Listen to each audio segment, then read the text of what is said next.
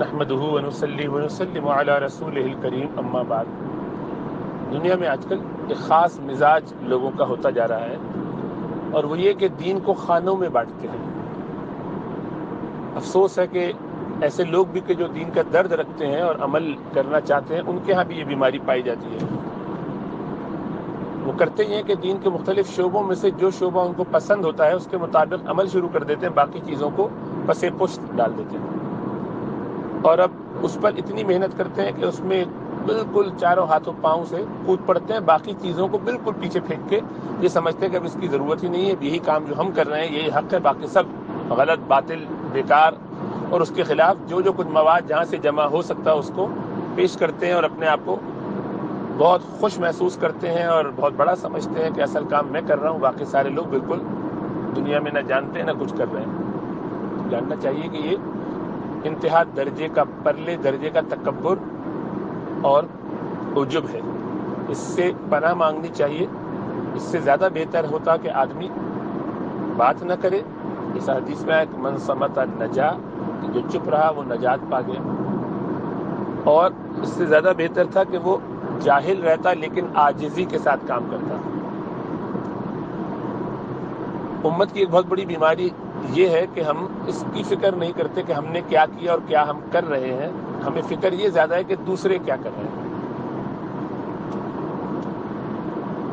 اللہ سبحانہ و تعالیٰ نے ہمیں جو دین دیا ہے یہ ہر جہت سے ہمیں رہنمائی فراہم کرتا ہے۔ نبی اکرم صلی اللہ علیہ وسلم نے ہمیں پورے طریقے سے دین کا پورا ایک لائحہ عمل بنا کے، ایک نظام بنا کے، ایک ترتیب سے دے دیا ہے کہ ہر شعبے میں کس طرح چلو گے۔ تو اب مثلا عقائد ہیں تو وہ بھی پورے کلیئر ہیں۔ اسی طریقے سے بالکل واضح طور پر عبادات آپ کو نظر آئیں گی، آپ کو معاملات نظر آئیں گے، معاشرت نظر آئے گی۔ اسی طریقے سے سیاست جو کہ معاشرت ہی کا حصہ ہے، اور اخلاقیات،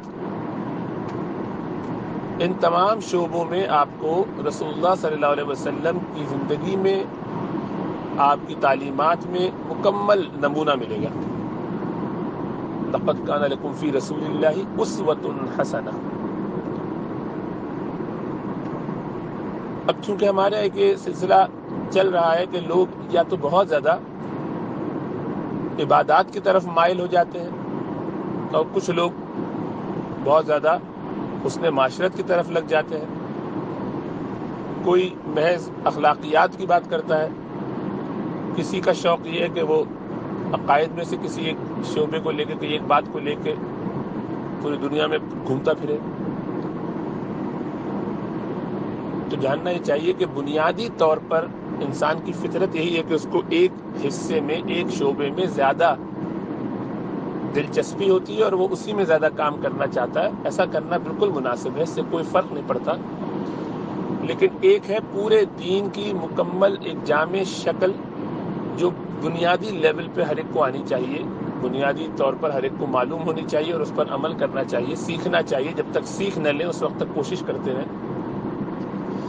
تو وہ ایک بنیادی خاکہ ذہن میں ہونا چاہیے، اور سب شعبوں میں کچھ نہ کچھ حصہ ڈالنا چاہیے، اور پھر اس کے بعد اپنی ایک خاص فیلڈ جس میں زیادہ انٹرسٹ ہے اس میں لگ جانا چاہیے۔ ایک آدمی دین کی خدمت کرنے کے لیے یہ سمجھتا ہے کہ میں تعلیم و تعلم میں لگوں گا، پڑھنے پڑھانے میں۔ دوسری طرف کوئی شخص ہے وہ اس بات کا زیادہ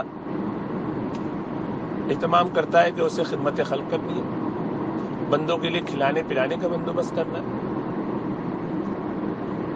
ایک اور شخص ہے، اس کو اس کی فکر ہے کہ ہمارا سسٹم ٹھیک ہو جائے، بارشیں ہوتی ہیں تو بڑے گٹر بھر جاتے ہیں، وہ اس پہ لگ جاتا ہے۔ کوئی اور ہے، اسے مسافروں کی فکر ہے، وہ ان کے لیے مسافر خانے قائم کرتا ہے۔ ایک شخص کہتا ہے کہ نہیں، لوگوں کے دلوں میں بیماریاں، روگ بہت ہیں، روحانی بیماریاں بہت ہیں، ان کی اصلاح کرنی چاہیے، انہیں تزکیے سے مزین کرنا چاہیے۔ تو وہ خانقاہ کھولتا ہے، اس کو سنوارتا ہے لوگوں کے اخلاق بنانے سنوارنے کے لیے۔ تو مختلف لوگ مختلف جہات سے کام کرتے ہیں، کوئی ایک شعبے میں، کوئی ایک سے زائد شعبے میں، اور یہ انسان کی فطرت ہے، اور ایسا ہی کرنا بھی چاہیے۔ جس طرح ایک ادارہ چلانے کے لیے مختلف قسم کے لوگ ہوتے ہیں اور وہ سب ایک دوسرے کو کنٹریبیوٹ کرتے ہیں. مثلا میں ڈاکٹر ہوں تو ہاسپٹل کے اندر میں یہ سمجھوں کہ نہیں، اصل تو ڈاکٹر ہونا ہے. فائدہ کہ اگر ڈاکٹر نہ ہو تو مریض کا علاج کیسے ہوگا؟ لیکن بھائی جو نرس ہے وہ دوا نہ دے جو آپ نے لکھی ہے، یا وہ نرس دوا تیار کرنے کا انتظار کرے اور فارماسسٹ اس کو دوا لا کے نہ پہنچائے یا تیار نہ کرے، اس کو پرسکرائب کی ہوئی ہے دوا ڈاکٹر نے، نرس سامان لے کے بیٹھی ہوئی ہے کہ دوا آئے گی تو ڈالیں گے اس ڈرپ کے اندر اور پھر مریض کو دیں گے. مریض بھی تیار بیٹھا ہوا ہے، لیکن جناب پورٹر صاحب لے کے نہیں پہنچے. تو پورٹر کی بھی اہمیت، پورٹر صاحب لے آئے ہیں لیکن مریض اس وقت ٹوائلٹ میں اور اس کو استنجا کرانے کے لیے، دھلانے کے لیے کوئی نرس موجود نہیں ہے، کوئی جینیٹر موجود نہیں ہے، کوئی صفائی کرنے والا موجود نہیں ہے، تو آپ بیٹھے رہیے، انتظار کیجیے. خلاصہ یہ کہ یہ ہر قسم کے کاموں میں دنیا کا پورا جو نظام چلتا ہے اس کے اندر مختلف شعبے ہیں اور مختلف لوگ اس میں مختلف انداز سے کام کرتے ہیں، اور یہ سب ایک دوسرے کو کمپلیمنٹ کرتے ہیں. اس سے ہی کوئی نظام چلتا ہے، اس سے ہی کوئی معاشرہ چلتا ہے. گھر کا بھی یہی سلسلہ ہے کہ گھر میں بیوی ایک طریقے کے کام کرتی ہے، شوہر دوسرے طریقے کے کام کرتا ہے، بچے کچھ اور کاموں میں سپورٹ کرتے ہیں، برتن لانے لے جانے کے لیے. اگر ہر آدمی اس میں یہ سوچے کہ نہیں میں بھی جا کے بازار سے چاول خرید کے لاؤں گا، نہیں میں بھی جاؤں گا اور میں بھی جاؤں گا، سب چلے جائیں اس کاموں کے لیے، اور گھر میں پکانے کے لیے کوئی تیار نہ ہو، کوئی مسالے اس میں پیسنے کے لیے تیار نہ ہو، کوئی پلیٹیں لا کے اس کو بچھانے کے لیے تیار نہ ہو، تو کھانا تیار نہیں ہو سکتا. تو صرف اپنے کام کو یا کسی ایک شعبے کو جس کو آپ پسند کرتے ہیں اس کو سب سے اہم سمجھ کے چلنا، یہ نری جہالت اور اہم حماقت ہے. اس سے ہمیں بچنا چاہیے. آج کل یہ بہت کامن ہے، جو شخص اب اس کو ہر سال عمرے کا شوق ہے تو وہ ہر سال عمرے پر جا رہا ہے، باقی چیزوں سے بالکل عاری اور اس کی فکر بھی نہیں. کوئی اس کے برعکس خدمت میں لگا ہے تو اس کو لگتا ہے پوری دنیا تو بس وقت ضائع کر رہی ہے، اصل خدمت میں ہی کر رہا ہوں. اور عموماً لوگ اس طرح کی باتیں اپنے خاص تجربات میں بھی کرتے ہیں. مثلا آپ نے کسی کو فاقے سے مرتا ہوا دیکھ لیا، کسی کی تکلیف آپ کے سامنے آ گئی تو آپ کا دل بہت دکھی ہوا، یا آپ خود اس کا شکار ہوئے تو آپ کو بہت تکلیف ہوئی. اب آپ کا سارا فوکس اسی پر ہو کے رہ گیا.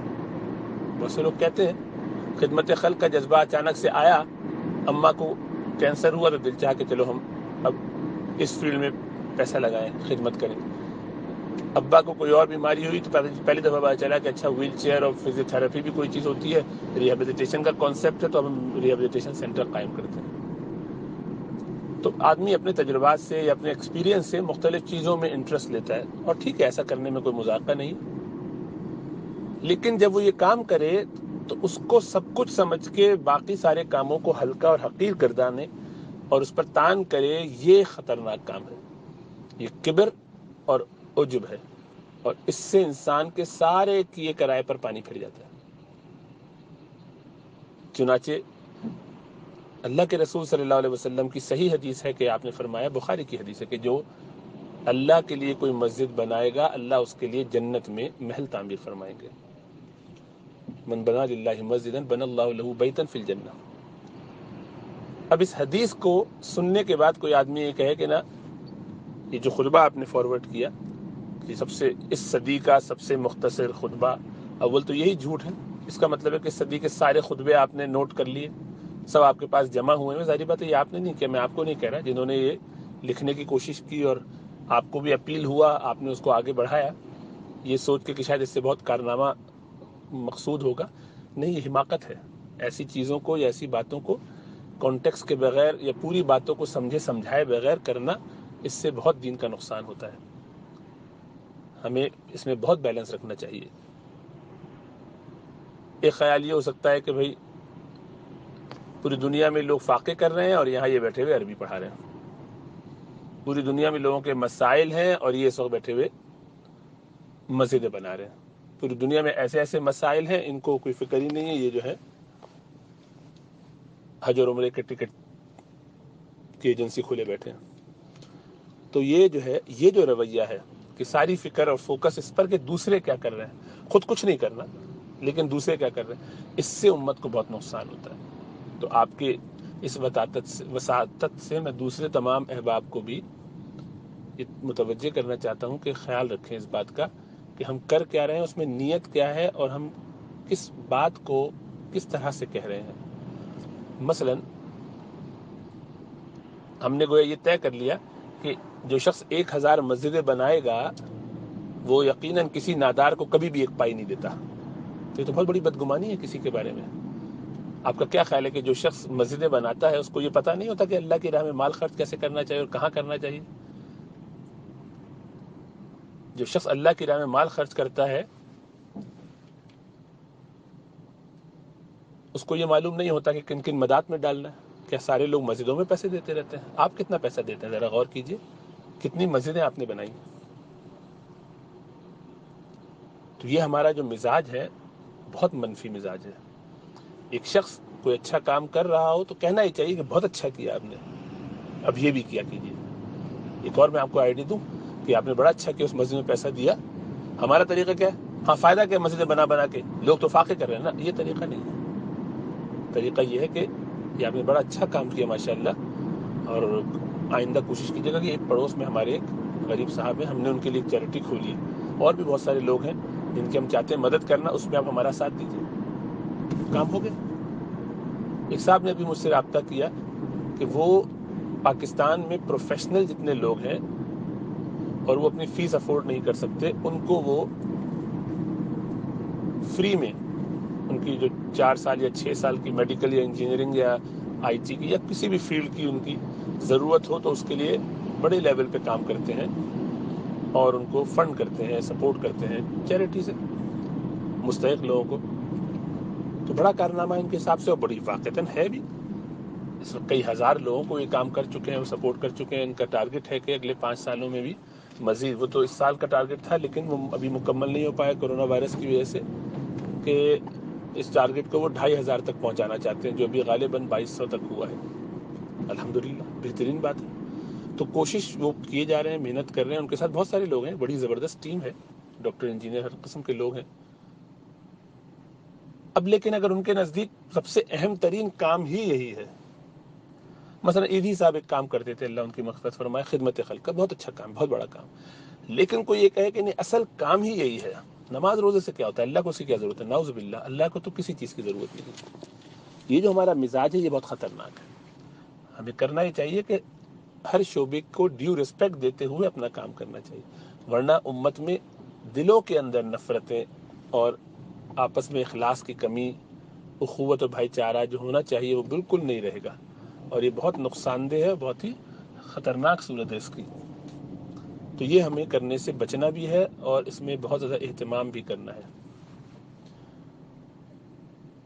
تو یہ خطبہ جو بہت مختصر سا ہے بظاہر، بغیر سوچے سمجھے انتہائی بے معنی خطبہ ہے. اس کا کوئی دھیلے کا بھی اثر نہیں ہونے والا، بلکہ اس کا نقصان ہوگا. بلکہ یہ ہوگا کہ وہ سارے لوگ جو مسجد میں چندہ دیتے ہیں یا مسجد میں بنا رہے تھے، وہ کسی نادار کی تو مدد نہیں کریں گے، اس کے بعد وہ مسجد میں بھی چندہ نہیں دینا چھوڑ دیں گے. آپ کا کیا خیال ہے؟ جن لوگوں کو یہ کہا جاتا ہے کہ آپ عمرہ مت کیجیے بلکہ اس پیسے سے اچھا ہے آپ کسی غریب کی مدد کیجیے، تو وہ صاحب کہتے ہیں اچھا ٹھیک ہے میں آئندہ جو ہوں عمرہ نہیں کروں گا. دو ہی آپشن ہے، یا تو وہ عمرہ آئندہ کریں گے یا نہیں کریں گے، اسی طرح لگے رہیں گے، آپ کہنے کا کوئی فائدہ نہیں، ان پہ کوئی اثر نہیں ہوگا. یا وہ اگلے سال عمرہ نہیں کریں گے لیکن وہ پیسہ بھی نہیں دیں گے، اور اگر دیں گے تو اس میں 10 روپے نکال کے دے دیں گے. تو آپ نے کوئی خدمت نہیں کی دین کی، بلکہ وہ ایک عبادت جو کرنا چاہ رہے تھے اس کو آپ نے بلاک کر کے ان کو ایک سٹیپ اور پیچھے کر دیا دین کی ترقی میں. تو آپ ان سے مخلص نہیں ہیں، آپ جذباتی ہو کے ایک جذبے پہ کام کر رہے ہیں کہ آپ کا دل کیا کہہ رہا ہے. ہونا یہ چاہیے تھا کہ آپ ان سے کہتے کہ یہ زبردست آپ نے کام کیا، آپ نے ماشاءاللہ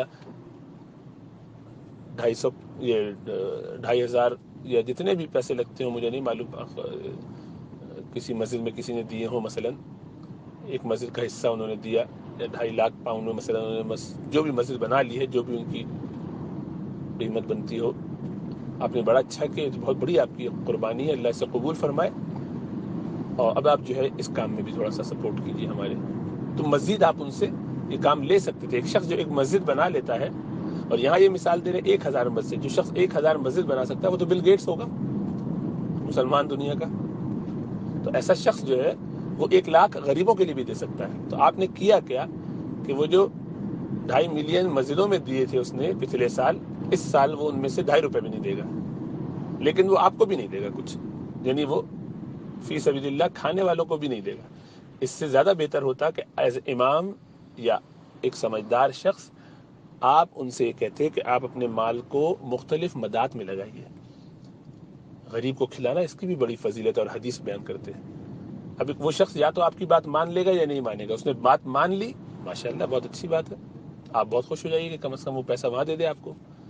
لیکن میں نے جیسا کہا تجربہ یہی ہے کہ وہاں پہ اتنے پیسے نہیں دے گا، بلکہ اس کو پتا ہے کہ کھلانے کے لیے آپ کی چیریٹی ہے، کتنے پیسے چاہیے مولانا آپ کو، یہ لیجیے 1000 روپے لے لیجیے بس، اچھا نہیں 2000 لے لیجیے بس. ظاہری بات ہے وہ مسجد میں لاکھوں لگاتا، آپ نے 2000 روپے اس کو روک کے ختم کر دیا معاملہ. یا یہ کہ وہ آپ سے بدظن ہوگا، پھر کوئی اور آدمی اس کو کہے گا مسجد بنانے کے لیے کہ جناب آپ نے پچھلے سال مسجد بنائی تھی، اتنا پیسہ اس میں ہمیں بھی دیجیے اس دفعہ. نہیں کوئی فائدہ نہیں، میں اس میں کیا کروں. تو وہ شخص کہا بھائی میں آپ کو حدیث سنا رہا ہوں. اب وہ حدیث سنے گا، یا تو حدیث کو قبول کر لے گا، تو مولانا کے اوپر اس کا اعتماد ٹوٹے گا کہ مولانا نے اتنی بڑی بات کہہ دی کہ 1000 مسجد بنانے کا بھی ثواب نہیں ہے، تو جنت کا وعدہ ہے. یا یہ کہے گا کہ نہیں میں نہیں مانتا، مولانا نے صحیح بات کی، میرے دل کو لگی وہ بات بس، تو وہ حدیث کو ریجیکٹ کرے گا.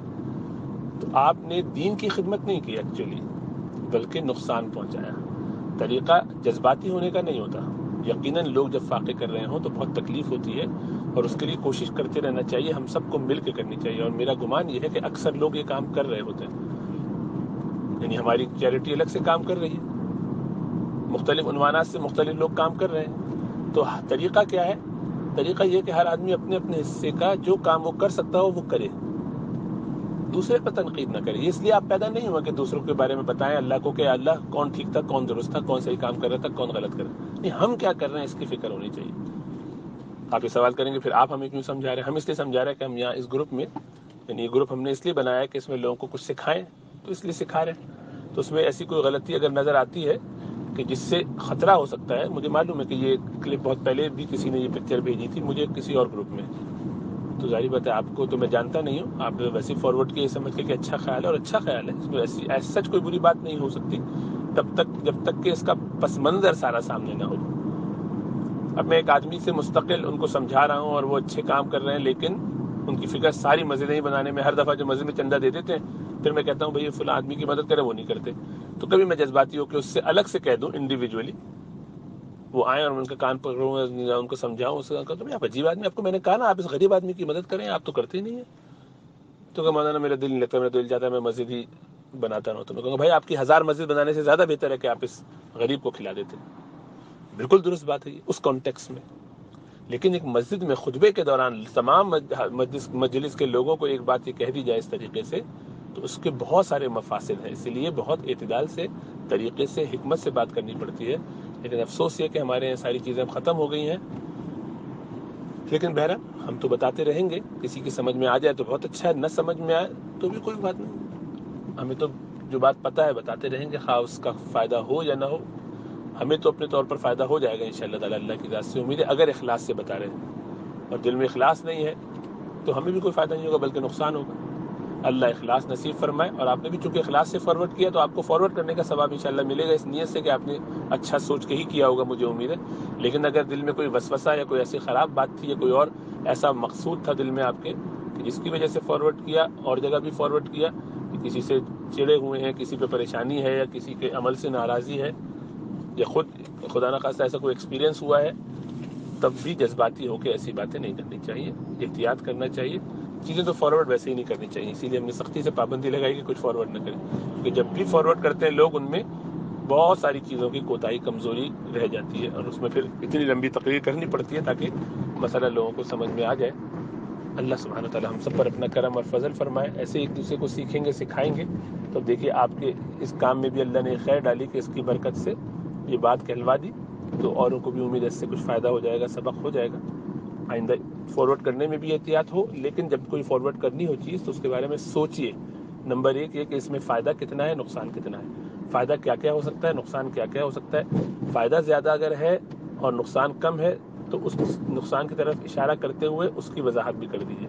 اور اگر ایسا کچھ نہیں ہے تو چپکے سے ہر چیز فارورڈ کر کے اپنا وقت بھی برباد نہ کریں, دوسروں کو بھی مت اس کام میں الجھائیں, اور خاموش رہیں. یہ کام علماء کے کرنے کا ہے کہ کون سی چیز کس کو کہاں پہنچانی ہے, کیسے پہنچانی ہے. اگر آپ کو کوئی چیز ایسی واقعی لگے تو اس کو ویریفائی کر کے ضرور بھیجیے, لیکن سوچ سمجھ کے, جذباتی ہو کے نہیں کہ جو چیز آئی اچھی لگی کھٹ سے آگے پھینک دی, کیونکہ عموماً اس میں خرابی ہی ہوتی ہے جو چیز ایسے بغیر سوچے سمجھے فارورڈ کی جاتی ہے. اللہ ہم سب پر نفع و کرم فرمائے.